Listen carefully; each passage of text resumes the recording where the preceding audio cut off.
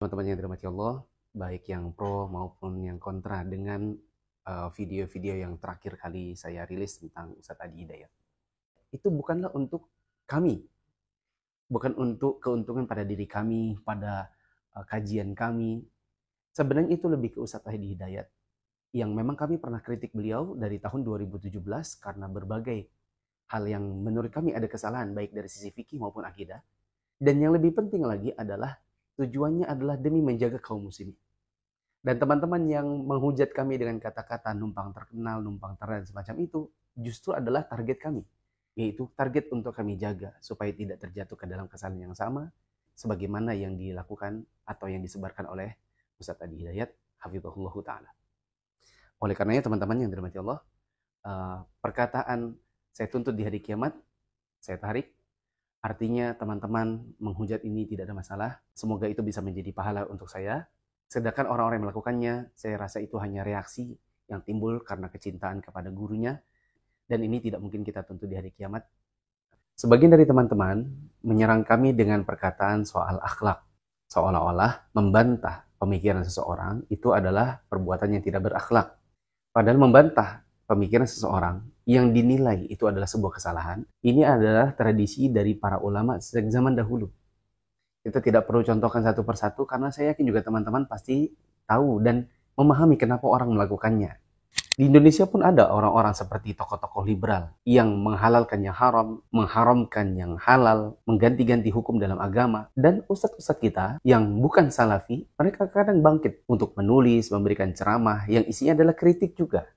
Pertanyaannya, kalau mereka bukan salafi, lalu apakah mereka juga dianggap berakhlak? Jawabannya, salafi maupun tidak salafi. Manakala mereka meyakini adalah sebuah kesalahan yang fatal, kemudian mereka mengkritik, dan kesalahan itu disebarkan dalam publik sehingga kritiknya pun di depan publik, itu adalah sesuatu yang biasa. Ini adalah bagian dari dakwah, amar ma'ruf nahi mungkar, sebagai bentuk keinginan untuk menjaga agama Allah. Maka jangan dihubungkan dengan akhlak. Lalu bagaimana dengan akhlak Ustadz Adi Hidayat? Saya memang tidak mengenal beliau secara personal, tetapi saya pernah mendengar Nabi SAW mengatakan, Arba'un man kunna fihi fahuwa munafiqun khalis. Ada 4 hal yang apabila 4 hal ini ada pada diri seseorang, maka dia adalah seorang munafik tulen. Kalau dia mengumpulkan 4 ini, maka dia seorang munafik tulen. Tetapi, kata Nabi, jika hanya ada sebagiannya saja, misalnya dia hanya punya 1 atau 2, intinya hanya sebagian saja, maka pada dirinya ada sebagian sifat munafik sampai dia meninggalkannya. Di antara sifat-sifat munafik ini, kata Nabi SAW, idza khasama fajara. Kalau sedang dalam kondisi berselisih, dia berlaku curang. Ustadz Adi Hidayat, sebagaimana teman-teman lihat di dalam video beliau yang kemarin, beliau menjatuhkan kami dari sisi hal yang tidak esensial dari kritikan kami. Kata beliau, kami tidak ingin berbantah-bantahan dan tidak mau menanggapi, kami tidak mau ramai-ramai. Jangan saling membantah, lelah nanti seperti itu. Habis waktunya, lupa anak belum mandi, ya, lupa kemudian kita harus menata yang lain-lain. Cuma pertanyaan saya, kok sempat-sempatnya skripsi saya di print bahkan, dijadikan satu bendel lalu dibawa ke masjid. Begitu beratnya padahal, untuk dibawa lalu kemudian ditunjukkan. Yang motong video saya itu bukan dari pelajaran yang belajarnya itu dari latar belakang agama. Itu alumni teknik industri. Ini saya punya skripsinya. Berarti kan sebenarnya bukan hanya untuk tidak mau berbantah-bantahan, tapi memang ada tujuan khusus, ada indikasi khusus ketika skripsi S1 kami harus di-print. Kemudian kami diceritakan panjang lebar seolah-olah beliau tahu tentang kami. Alumni UII masuk di UII. Ya, kemudian 27 Februari 2007 itu sidang skripsi. Ini jurusan teknik industri masih ada nih, tugas akhirnya di saya. Tulis catatannya.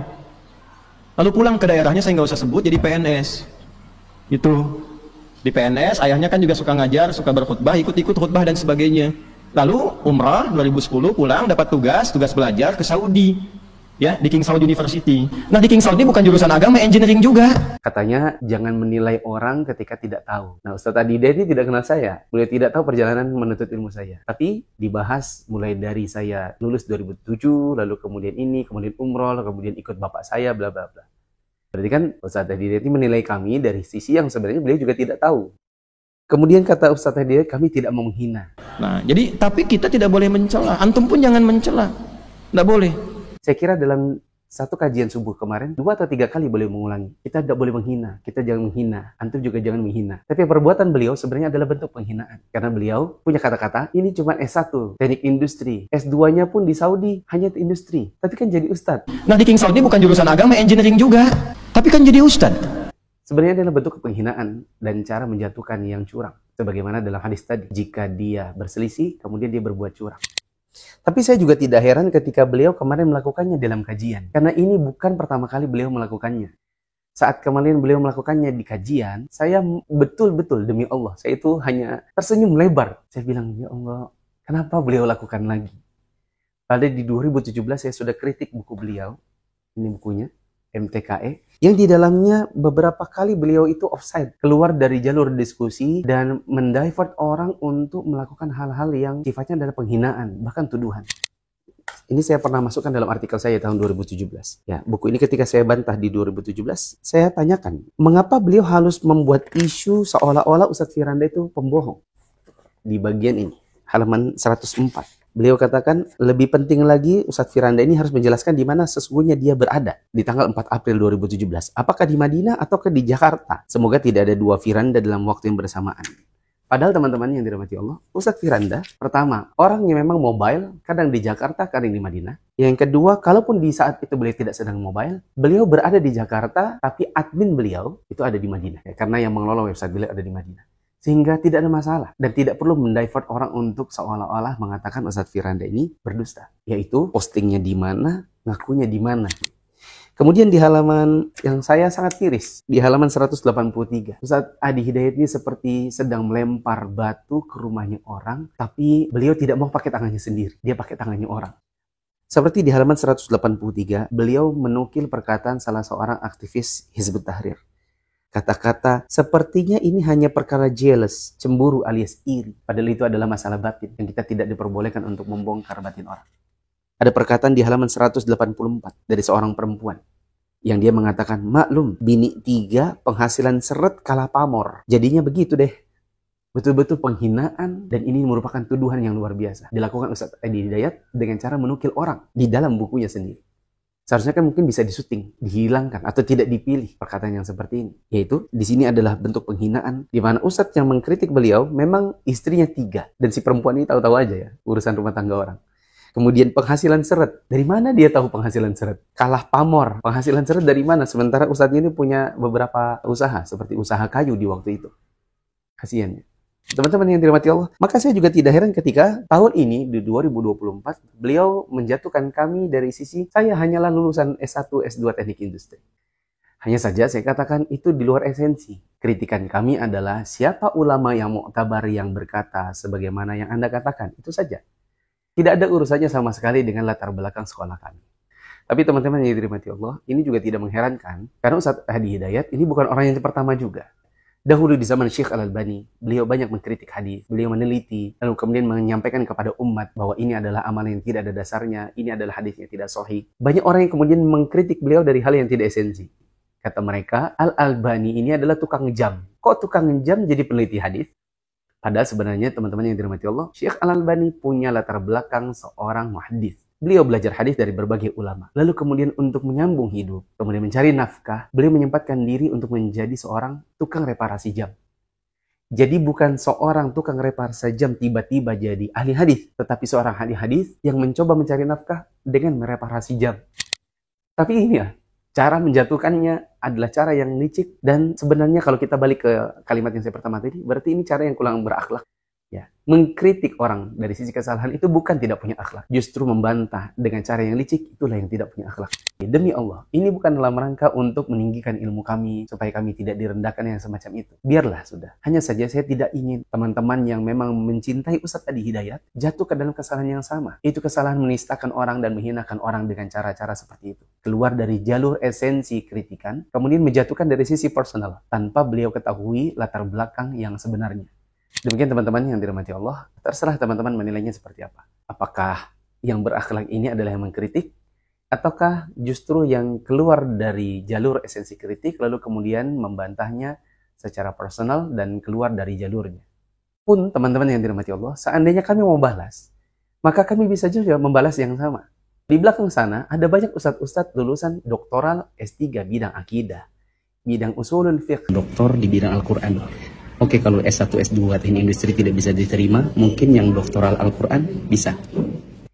Di mana mereka juga mengkritik yang sama kepada Ustadz Adi Hidayat. Tapi apakah ini esensial? Kalau kita mau bantah-bantahan dengan cara yang seperti ini, maka tidak akan ada ujungnya. Sekali lagi teman-teman, bahwa kami membahas tentang hal ini bukan dalam rangka meninggikan diri kami dan membantah penghinaan. Semoga penghinaan bisa menjadi pahala. Ini framing seolah-olah ini adalah orang yang hina, yang tidak berhak untuk bicara agama. Yang seperti ini terjadi dikarenakan hanya sekedar mengikuti gurunya. Dan inilah yang kami inginkan agar kaum muslimin jangan sampai terjatuh ke dalam kesalahan yang sama. Oh iya, kami seringkali di dalam mengajarkan tentang manhaj, mengajarkan tentang bagaimana kita menyikapi penyimpangan. Teman-teman yang belajar kepada kami senantiasa mendengar, kameramen kami dan editor kami itu sering mendengar kalimat begini. Namun ketika membantah kritik, harus sesuai esensi dan jangan sampai keluar dari jalurnya. Seperti membahas yang sifatnya pribadi. Seperti misalnya kita membahas seseorang, kemudian seseorang ini bermasalah rumah tangganya. Kita katakan yang rumah tangga jangan diurusi, karena tidak ada esensinya dengan pemikiran. Gibah kepada ahli bid'ah harus sebatas penyimpangannya. Dan adil harus sebatas penyimpangan.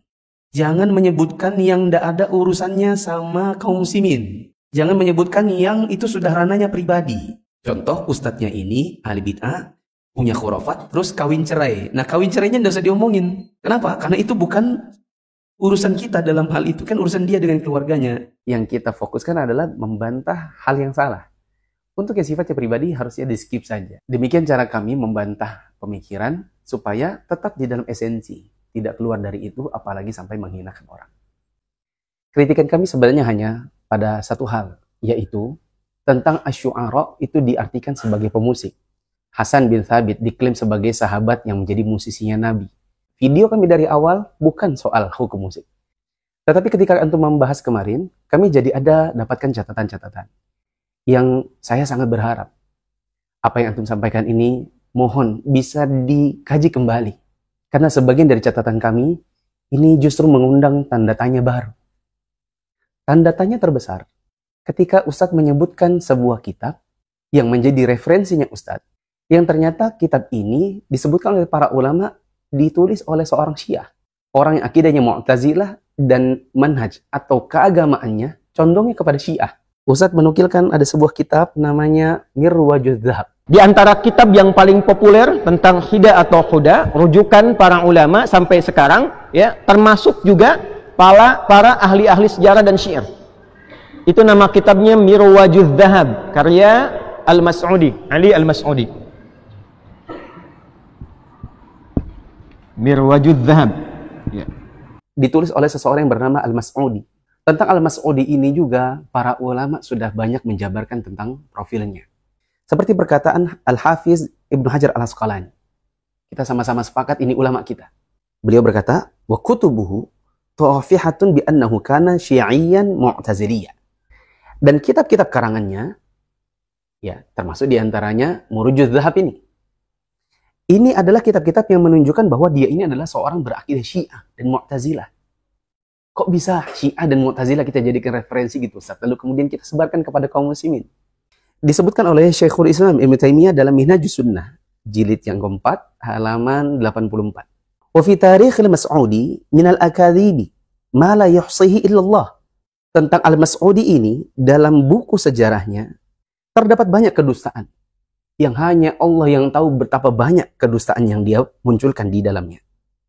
فَكَيْفَ يُوثَقُ بِحِكَايَةٍ مُنْقَطِعَةِ الْإِسْنَادِ فِي كِتَابٍ قَدْ عُرِفَ بِكَثْرَةِ الْكَذِبِ. Bagaimana mungkin kita mempercayai atau menjadikannya sebagai sandaran pada sebuah kitab yang banyak kisah-kisah yang sanadnya terputus atau munqati' dalam sebuah buku yang dikenal dengan banyak kedustaannya. Afwan, ini mahasiswa teknik industri S1, S2 yang bisa baca kitab ya Ustaz. Ustaz bisa mengecek kembali. Kalau Ustaz buka beberapa website seperti Wiki Syiah, mereka tahu dan mereka mengklaim bahwa Al-Mas'udi ini orang yang condong kepada mereka. Dr. Sulaiman bin Abdullah As-Suwaikid di dalam sebuah kitab yang berjudul Manhajul Mas'udi fi Kitabati Tarikh. Metodologi Al-Mas'udi ini dalam menuliskan sejarah. Disebutkan oleh Ibrahim Al-Mudayhish. Dikarenakan kecondongan Al-Mas'udi ini kepada Syiah, ihtamma ar-Rafidhatu bihadzal kitab wa'tamadu 'alaihi katsiran wa taba'uhu miraran. Orang-orang Syiah Rafidhah sangat punya keterikatan dan sangat merekomendasikan, sangat mengikuti buku ini. Bahkan mereka mencetaknya berulang kali. Kata Al-Imam Ibnu Arabi, semoga kita sama-sama yakin bahwa ini adalah ulama kita. Ibnu Arabi mengatakan dalam Al-Awasim minal Qawasim, wa ammal mubtadi'u al-muhtal fal mas'udi. Adapun seorang penipu dan dia adalah seorang ahli bid'ah besar. Siapa namanya? Al-Mas'udi. Karena ia membawakan celaan kepada para sahabat dengan menyisipkan ilhad, ateisme, menyisipkan kezindikan dirinya dalam riwayat-riwayat yang dia sebutkan. Karena ia membawakan celaan kepada para sahabat. Wa amma al-bid'atu fala syakka fih. Adapun kebid'ahan dalam perkara buku-bukunya, maka tidak diragukan lagi. Kata Muhibbuddin Al-Khatib saat memberikan komentar terhadap Al-Awasim min Al-Qawasim. Ali bin Al-Husain Al-Mas'udi ya'adduhu asy-Syiah min syuyukhihim wa kibarihim. Al-Mas'udi ini adalah seorang yang oleh kaum Syiah digolongkan sebagai barisan masyayikh dan pembesar mereka. Di antara sebagian ahli ilmu yang lain seperti Dr. Muhammad Irsyad Salim, beliau mengkomentari bahwa Al-Mas'udi yang dimaksud adalah Abul Hasan Ali bin Husain bin Ali Al-Mas'udi, seorang sejarawan yang menulis buku Murujuz Dzahab. Sebagian ahli ilmu ada yang mengatakan kecenderungan dirinya kepada Syiah mempengaruhi karya-karyanya tentang Khulafaur Rasyidin, tentang Umayyah, tentang Abbasiyah, dengan masuknya hawa nafsu pribadinya dalam penulisan buku tersebut. Karena itu perlu diwaspadai ketika membaca bukunya. Mas'udi ini menyebutkan sesuatu tentang khurafat dan mitos meskipun dia tidak percaya dengan hal tersebut. Jika ia tidak menyebutkan hukum atas sesuatu, maka ia menisbatkan hukum tersebut kepada perawinya. Dan dalam video antum kan Ustaz, antum mengatakan ada buku. Dan ternyata buku sejarah yang antum jadikan referensi ini dikomentari oleh para ulama sebagai buku sejarah yang banyak kebohongan, yang di dalamnya dicampur dengan khurafat-khurafat dan mitos yang tidak ada dasarnya sama sekali. Bahkan disebutkan oleh para ulama bahwa orang ini punya kecenderungan kepada Syiah. Maka Ustaz, please, mohon, cek lagi referensi antum. Saya khawatir kalau kemudian antum menyebarkan yang salah kepada kaum muslimin, lalu mereka membangun agama mereka di atas referensi-referensi Syiah yang di dalamnya ada khurafat, kebid'ahan, bahkan ilhad. Tanda tanya besar yang kedua, ini masih besar. Ustadz menjadikan sebuah buku yang Ustadz tidak tahu nama pengarangnya, karena tidak tahu pengarangnya, lalu kemudian Ustadz masih mencari lagi, ini siapa ya namanya? Namanya Al-Musiqa wal Ghina fi Mizanil Islam, musik dan lagu dalam timbangan Islam. Ini pengarangnya, kalau teman-teman lihat, sudah gitu ketika dibaca salah lagi penyebutan namanya. Abdullah bin Mustad Al-Hajiz, ini kurang lebih 500 halaman. Kebetulan saya sudah kenal buku ini sejak tahun 2006. Meskipun saya waktu itu masih S1. Ustadz Adi Hidayat yang dirahmati Allah, kitab yang Ustadz jadikan referensi yang kedua adalah Al-Musiqa wal Ghina fi Mizanil Islam. Musik dan lagu di dalam timbangan Islam ini ditulis oleh seorang yang bernama Abdullah bin Yusuf Al-Judai'. Ada yang mengatakan Al-Judai', ada yang mengatakan Al-Jadiyah. Yang jelas bukan seperti yang Ustadz sebutkan. Abdullah bin Mustad Al-Hajiz. Sebelumnya saya merecall pembicaraan saya di part 2. Bahwa saya pertama kali mengenal kajian sunnah, manhaj salaf, itu dari guru kami, Al-Ustaz Ja'far Umar Thalib. Guru kami, Ustaz Ja'far Umar Thalib, bahkan sempat terjatuh menghalalkan musik dengan catatan-catatan seperti Ustaz. Beliau jatuh ke dalam pendapat ini di tahun 2006 setelah membaca kitab Al-Musiqa wal Ghina fi Mizanil Islam. Lalu kemudian Allah berikan taufik kepada beliau sekitar tahun 2011-2012 lah. Beliau datang ke Saudi, lalu kemudian bertemu dengan beberapa muridnya Syekh Rabi, yang ternyata mereka sudah memegang bantahan kepada kitab Al-Musiqa wal Ghina fi Mizanil Islam ini. Judulnya Ar-Rad 'alal Qardawi wal Judai'. Bukunya seperti ini. Sepulang dari Saudi, Ustadz kami, Al-Ustaz Ja'far Umar Thalib, kemudian merevisi. Beliau mengatakan, sembari mengkaji buku ini, sampai sejauh ini, kami menarik kembali fatwa kami bahwa musik itu adalah halal dengan persyaratannya. Sebagian pendapat Ustadz Adi Hidayat yang dirahmati Allah, mohon Ustadz, kalau memang sudah menjadikan itu sebagai referensi, Ustadz bisa membaca kembali bantahannya. Karena di dalamnya ada nukilan ijma' para ulama yang begitu banyak tentang keharaman alat-alat musik. Ya, semoga Ustadz berkesempatan untuk membaca bukunya karena PDF-nya juga sudah banyak di internet. Tanda tanya besar yang ketiga. Saya sempat mendapati Ustadz mengatakan, iya ini kan ada dalam Bukhari. Oh, tapi antum cek dulu. Itu kan hadisnya mu'allaq. Ini di Al-Bukhari. Betul. Antum ngaji sampai tamat nggak sanadnya? Itu mu'allaq atau musannad? Begitu cara ngajinya. Ternyata mu'allaq. Mu'allaq itu ada rawi yang terputus, nggak nyambung. Ustadz, Mohon antum betul-betul cek kembali referensi antum. Saya pernah membuat bantahannya kira-kira tahun 2019. Beliau zallah karena menghukumi hadisnya hadis dhaif, karena menganggap Al-Imam Al-Bukhari tidak mendengar perkataan ini dari gurunya, yaitu Hisham bin Ammar. Dan yang benar sebagaimana disebutkan banyak ulama bahwa Hisham bin Ammar guru langsungnya Imam Bukhari. Dan Imam Bukhari menyebutkan hadis ini dengan kata qala Hisham. Berikutnya Ustaz, tanda-tanda kecil. Seharusnya kan kalau Ustaz memang sudah persiapan, tugas akhir S1 saya pun bahkan dibawa lalu kemudian dicetak, sempat. Seharusnya mengecek judul bukunya pun harusnya sempat ya. Yang benar namanya bukan Mirwajuz Dzahab, namanya Murujuz Dzahab. Kembali ke tanda-tanya besar bahwa buku ini ditulis oleh seorang yang berakidah Syiah Mu'tazilah. Kemudian tanda tanya kecil yang kedua tadi saya sudah sebutkan. Sesempat itu juga Ustadz membawa tugas akhir saya, tapi tidak sempat untuk membaca siapa penulis buku Al-Musiq wal Ghina fi Mizanil Islam. Bahkan setelah dibaca, kemudian nyebutnya pun masih salah. Kalau saya mungkin mahasiswa teknik, mungkin bacanya mungkin masih salah-salah. Saya tidak digelari sebagai orang yang pakar dalam bahasa seperti Ustadz. Mungkin masih bisa dimaklumi. Tanda tanya berikutnya, terserah mau dibilang ini tanda tanya besar atau tanda tanya kecil. Ustadz bikin kajian judulnya Musik dalam Timbangan Al-Quran dan Sunnah. Saya menonton 2 kali, dan saya dapati bahwa mayoritas dari pembahasan Ustadz itu adalah pada sejarah yang direferensikan kepada buku yang sangat tidak recommended karena penulisnya. Begitu juga direferensikan kepada sebuah buku yang sudah ada bantahannya yang telak kepada buku tersebut. Dan saya menonton dari seluruh durasinya, itu lebih banyak kepada sastra. Kalau memang kita berkata ini adalah dalam timbangan Al-Quran dan Sunnah, seharusnya merujuk bagaimana Al-Quran dan Sunnah, lalu tafsir para ulama. Kebanyakan dari yang Ustaz sampaikan, yaitu bukan di timbangan Al-Quran dan Sunnah, tetapi timbangan Al-Mas'udi, timbangan Abdullah bin Yusuf Al-Judai, dan timbangan pengetahuan Ustaz dalam sisi bahasa Arab. Maka Ustaz, antum menyebutkan itu di hadapan mad'u antum, depan ikhwan-ikhwan kita, kaum muslimin, mereka itu terkesima dengan istilah-istilah antum, istilah al-hida, al-ma'azif, azaf, kemudian as-sama' dan lain-lain. Mereka terkesima. Antum pakai kitab judulnya Murujuz Dzahab, kitab Al-Musiq wal Mizan fi Mizanil Islam, Al-Mas'udi, nama yang antum salah nyebutkannya, Abdullah bin Yusuf Al-Judai. Kemudian antum sebut mu'allaq. Mereka nggak paham.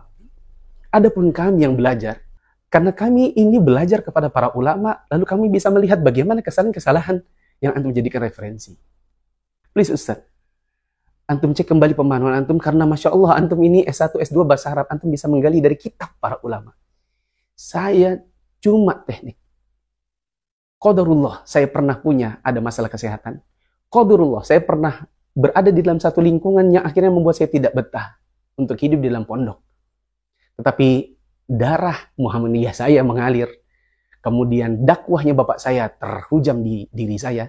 Sehingga kemudian meskipun saya belajar teknik, saya belajar bahasa Arab, saya belajar ilmu usul, saya belajar al-qawaid al-fiqhiyah, saya belajar kepada para ulama, kami tinggalkan kehidupan kami sebagai PNS untuk belajar ke sana. Saya teknik saja mau dan bisa sedikit untuk mengkaji kitab para ulama. Antum pasti lebih bisa dari saya. Catatan yang lain, saya lihat antum banyak menjadikan referensi bahasa, makna lughah sebagai sandaran antum, lalu kemudian menghasilkan hukum. Ustadz, antum bisa berbicara yang Masya Allah membuat orang terkesima bagi orang-orang yang tidak paham bahasa Arab, bagi orang yang belum belajar usul dan al-qawaid al-fiqhiyah, atau ilmu-ilmu yang lain yang merupakan ilmu alat. Kita sama-sama tahu Ustadz, insya Allah antum tahu, saya tahu. Ada yang namanya makna lughawi, ada yang namanya makna syar'i. Ketika ada satu hal, lalu kemudian kita dihadapkan pada makna lughawi dan makna syar'i, kita mau cari hukum, mana yang dikedepankan? Makna syar'i. Untuk teman-teman yang tentu menonton video ini, baik yang pro maupun kontra, saya yakin Ustadz Hidayat yakin, paham, dan sepakat dengan saya.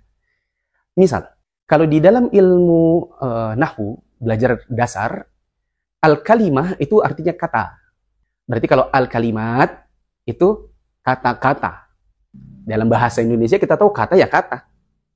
Rumah, orang, sakit, namanya orang gitu ya. Sedangkan kalimat itu, saya pergi ke pasar, saya ini, itu kan rangkaian, itu namanya kalimat. Nabi SAW pernah berkata kepada Ibnu Abbas, ya gulam, inni u'allimuka bikalimat. Wahai anak kecil, saya akan mengajarkan kepada engkau beberapa kalimat. Nabi tidak mengajarkan kata, rumah, tanah, langit, matahari, bulan. Nabi tidak sebut kata-kata, tapi Nabi sebutkan kalimat. Apa kata beliau? Ihfadillaha yahfadka. Ihfadillaha tajidhu tujahaka. Idza sa'alta fas'alillah wa idza sta'anta fasta'in billah. Wahai anak kecil, aku sebutkan kepada engkau beberapa kalimat. Kalimat, bukan kata-kata. Jagalah Allah, niscaya Allah menjagamu. Jagalah Allah, niscaya engkau akan mendapati Dia akan menjadi penuntunmu. Jika engkau hendak meminta, mintalah kepada Allah. Jika engkau hendak meminta pertolongan, mintalah pertolongan kepada Allah. Nabi sebutkan 4 kalimat. Kalau kita pakai hanya nahwu, maka harusnya Nabi sebutkan kata-kata. Tapi kita pakai makna syar'i, ada yang namanya kalimat-kalimat. Jadi kalimat itu adalah kalimat. Oke, ini contoh. Bahwa ada namanya makna bahasa, ada namanya makna syar'i. Di dalam bahasa kita dapati kalimat itu adalah kata. Di dalam bahasa syar'i bisa jadi ini bukan kata, tetapi justru kalimat itu sendiri. Saya yakin Ustaz paham dengan apa yang saya sampaikan. Teman-teman semoga bisa paham. Ini menunjukkan kepada kita bahwa dalam menentukan hukum, seharusnya kita pakai makna syar'i lebih dahulu. Dan yang kami dapati Ustaz lebih banyak pakai makna-makna lughah. Mungkin karena itu S1 dan S2-nya. Mungkin ini Ustaz, mohon sekali lagi dicek referensi antum. Sebagai tambahan informasi, tahun 2006 ketika Ustadz kami, Ustadz Ja'far Umar Thalib, merilis pendapatnya yang terbaru, bahwa musik itu boleh dengan syarat bla bla bla bla. Malam itu juga kami SMS beliau, ketika itu belum ada WA, bisakah besok pagi saya datang bersama teman-teman saya? Demi Allah teman-teman, demi Allah Ustadz, saya ketika itu 2006, sebenarnya juga baru taubat. Saya baru mengenal tentang sunnah, baru mau ikuti kajian-kajian beliau. Saya sudah membakar cover-cover kaset-kaset saya, kaset potret, Dewa, Padi, NSYNC, Backstreet Boys, bla bla bla. Sudah saya bakar semua cover-covernya. Sedangkan kasetnya saya kasih ke seorang tentara untuk dijadikan sebagai rekaman kajian. Waktu itu saya baru taubat, jadi saya kaget lagi. Kenapa kok bisa jadi jadi halal lagi nih? Gitu. Besok paginya saya datang kepada beliau, dijamu di rumahnya, kemudian saya bawa beberapa teman saya sampaikan, saya berkeberatan. Kalaupun Ustadz menghalalkan sekarang ini, bisakah disampaikan tidak di depan umum? Bisakah itu mungkin hanya di dalam kajian-kajian khusus, bla bla bla. Beliau mengatakan, saya kira waktu itu, ya kalian semua kan orang-orang yang suka ke warnet, ya zaman itu. Kalian suka ke warnet, mungkin kalian bisa lihat website saya, jadi ya, saya ngomong lah itu. Tapi ya betul juga sih, memang di mahasiswa kemarin itu terlalu terbuka, mungkin akhirnya orang memaknai dengan cara yang berbeda. Ustadz Ja'far Umar Thalib, mantan Panglima Laskar Jihad, dengan kebesaran namanya, dengan kebesaran dakwahnya yang suka membantah orang-orang liberal di zaman itu. Masya Allah, beliau mau terima masukan dari saya yang cuma seorang mahasiswa teknik yang waktu itu bahkan tidak bisa baca kitab. Ustadz Adi Hidayat Hafidhukumullah, saya bisa katakan yang paham balaghah itu bukan cuma Ustadz Adi Hidayat. Yang paham balaghah itu ada banyak Ustadz. Yang jago-jago di bidang ini, yang sastranya kuat, yang juga belajar tentang qawaid, usul, bahkan memang bidangnya itu banyak. Maka ketika kita menuangkan pemikiran kita ke khalayak, maka kita akan disorot. Orang mungkin tidak bermaksud untuk mencari-cari kesalahan, tetapi kesalahan itu tertuang karena disebarkan lewat media. Ada di antara para ulama yang mengatakan, man sannafa faqad ja'ala aqlahu 'ala tabaqin ya'riduhu 'alan nas. Siapa yang menulis, siapa yang mengarang, kalau di zaman sekarang siapa yang tampil di YouTube, di Instagram, di Facebook, maka dia sedang seperti membuka kepalanya. Otaknya kemudian dia copot, dia taruh di atas nampan, lalu dia hidangkan kepada manusia sehingga manusia bisa menilainya. Ini bisa dimakankah? Ini sudah basi kah? Ini busuk kah? Ini bagus kah? Itu bisa kelihatan. Artinya kita akan dinilai oleh orang. Ya, kita jangan bilang, oh saya kok dicari kesalahan dan yang semacam itu, video saya cuma dipotong-potong, bla bla bla. Karena orang sudah tahu. Ya, dipotong tidak dipotong, apalagi kadang-kadang dipotong itu tidak menghilangkan esensinya. Ustadz yang dirahmati Allah dan juga teman-teman yang mengikuti dan menyenangi Ustadz Adi Hidayat, di sini saya dapati ada yang berkata gini, Orang-orang salafi memang menanti ketergelinciran wah. Demi Allah tidak ada yang menanti. Yang ada adalah kebetulan lewat karena Ustadz punya banyak pengikut, punya banyak channel-channel yang ngutip Ustadz. Maka ketika kami buka media sosial, yang paling sering nampak adalah Ustadz Adi Hidayat, Ustadz Khalid Basalama, Ustadz Syafiq Reza Basalama, Ustadz Abdul Somad. Tidak ada yang menanti. Demi Allah kami sangat ingin agar para dai ini bisa menunjukkan umat kepada jalan yang benar. Adalah kebodohan bagi kami apabila kami ini sengaja nyari-nyari dan nunggu-nunggu kapan dia tergelincir. Jadi kalimat seperti ini, orang-orang salafi menanti ketergelinciran wah, tidak ada. Tapi yang saya syukuri adalah ketika ada dari pengikut Ustadz yang mengatakan menanti ketergelinciran wah. Berarti di antara pengikut Ustadz ada juga yang mengakui bahwa Ustadz itu tergelincir. Dan sebaik-baik orang yang tergelincir ada yang mau mengakui kesalahan. Ya, kata Nabi SAW, kullu bani Adam khata' wa khairul khata'ina tawwabun. Setiap bani Adam itu adalah orang yang banyak salah. Bukan bersalah saja, banyak salah. Dan yang paling bagus di antara orang-orang yang banyak salah ini adalah yang mau bertobat. Yang kami harapkan hanyalah sekedar Ustadz memberikan klarifikasi bahwa iya, referensi saya ternyata salah. Setelah tadi saya paparkan tanda tanya besar dan kecil. Demikian teman-teman, Ustadz Adi Hidayat yang ini merupakan nasihat untuk diri saya sendiri, untuk terutama orang-orang yang mengikuti kajian kami, yang teman-teman bilang Wahabi, Salafi, dan seterusnya, juga kepada kaum muslimin. Dakwah semampumu.